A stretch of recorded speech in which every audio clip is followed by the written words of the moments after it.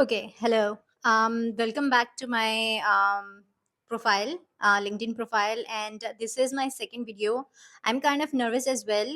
Why? Because my first video, the voice was not good. I don't know if the voice is recording good right now as well.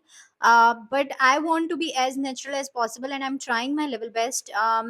To go with the flow, and in order to understand that, I want to share my personal stories of clients, of my corporate life, of how I handled certain situations where I wasn't very aware of that, how my clients are, how the corporate life is, how the politics work, and how to handle clients, especially if they're startup, mid-sized companies, and then Fortune 500 companies. So every client is different in respective to in respect to, I'm sorry for my English as well, because English is not my first language at the moment, but at the same time I'm just trying to figure out to share my personal stories, not through just content, but through video content as well, right? So here I am, and let's get started. And okay, so let's get started. So this is 5 years back. I was working for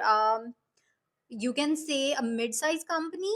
um yeah, a mid-sized company, and I was working like as an employee. I was working for them, and they hired me for the CRO thing, right? They wanted me to go through their website to see the how the customers are behaving to their landing pages. And this was a an e-commerce brand. I do not want to name the industry because could be possible they're following me on LinkedIn, and they would be like, oh, so now she's talking about our brand like this. No, I don't want to get in that type of trouble, but maybe the story they can resonate, I don't know. So what happened was they hired me for the CRO.